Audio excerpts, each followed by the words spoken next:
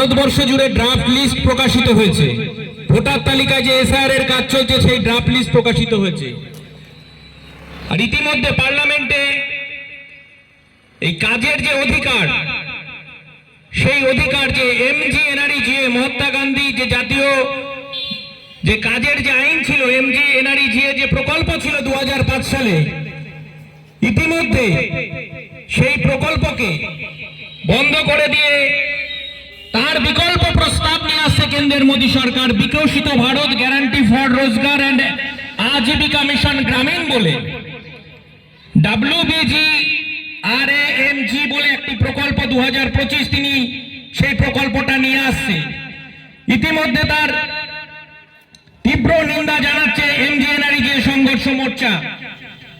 এই বিলের মাধ্যমে মহাত্মা গান্ধী জাতীয় গ্রামীণ কর্মসংস্থান কর্মনিশ্চয়তা যে আইন, সে আইন বাতিল করার উদ্যোগ নিয়েছে এদেশের সরকার। কোন রকম শ্রমিক সংগঠনগুলোর সাথে কোনো পরামর্শ ছাড়াই এই বিল আনা হয়েছে। এই পরিবর্তন এক মৌলিক পরিবর্তন, যেখানে এক বলপূর্বক অধিকার ভিত্তিক আইনকে রূপান্তরিত করা হচ্ছে একটি বাজেট সীমাবদ্ধ প্রকল্পে, যেখানে কেন্দ্রীয় সরকারের কোনো জবাবদিহি থাকবে না। কেন্দ্রের হাতে অতিরিক্ত বিবেচনাধীন MGNREGA এর যে প্রকল্প, এমন এক আইন ছিল যেখানে আইনগতভাবে কাজের অধিকার প্রতিষ্ঠিত করত। এই অধিকার ছিল চাহিদা নির্ভর, সার্বজনীন ছিল। আমরা দরখাস্ত করতে পারতাম, আমরা ফিল আপ করতে পারতাম, আমরা ফিল আপ করলে কাজ না দিলে তার ভাতার ব্যবস্থা ছিল। আর যে কোনো গ্রামীণ এলাকায় যে কোনো ব্যক্তি অদক্ষ শারীরিক শ্রম দিতে ইচ্ছুক হলে তাকে কাজ দিতে হতো। কিন্তু এই VBGRFG বলে যে প্রকল্প আনছে, বিকশিত ভারত বলে যে প্রকল্প আনছে, তার 5-এর 1 ধারায় বলা হয়েছে কেন্দ্রীয় সরকার যে সমস্ত গ্রামীণ এলাকায় বিজ্ঞপ্তির মাধ্যমে নির্ধারণ করবে, সেই সব এলাকায় রাজ্য সরকার প্রত্যেক পরিবারকে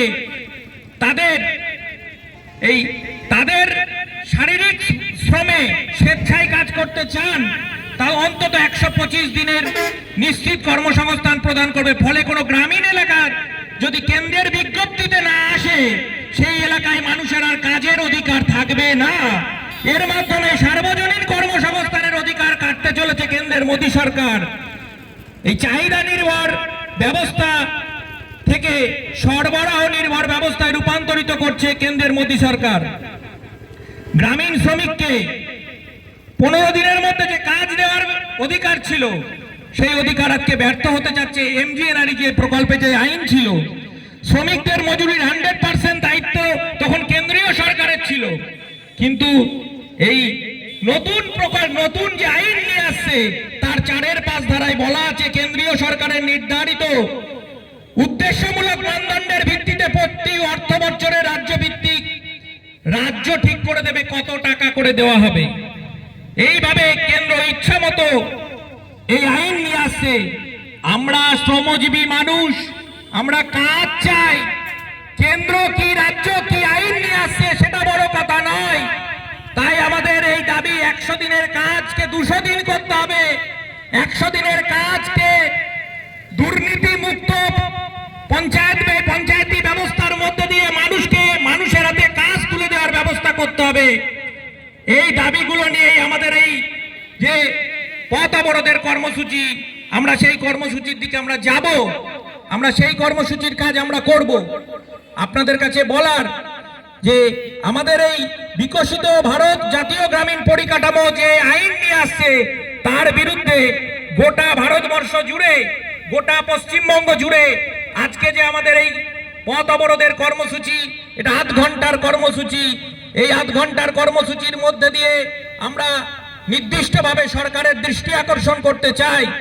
আমাদের জিও ট্যাগ হয়েছে, আমাদের বায়োমেট্রিক হয়েছে, আমাদের শ্রমিকদের, শ্রমজীবী মানুষের তাদের আধার লিঙ্ক করা হয়েছে 100 দিনের জব কার্ডের সাথে। তাহলে তাকে কাজ দেওয়া হবে না কেন? কাজ আমাদের ন্যূনতম যে অধিকার, সেই অধিকারকে ওরা ভুলণ্ঠিত করতে চায়। তাই আমরা বলতে চাই যে পশ্চিমবঙ্গে নতুন করে আবার 100 দিনের কাজ চালু হোক। 100 দিনের কাজ যে শ্রমিকের অধিকার, সেই শ্রমিকের অধিকার, ক্ষেত মজুরদের যে অধিকার, সেই অধিকার তারা ফিরে পাক, তারা কাজে যাক। আমরা পাড়ায় পাড়ায় দেখছি গরিব আদিবাসী ক্ষেত মজুর অংশের মানুষ তারা কাজ পাচ্ছে না, তাদের আধার কার্ডের সাথে জব কার্ডের লিঙ্ক হচ্ছে না, আধার কার্ডের সাথে মোবাইল নাম্বার লিঙ্ক নেই। এটা তো রাষ্ট্রের দায়িত্ব,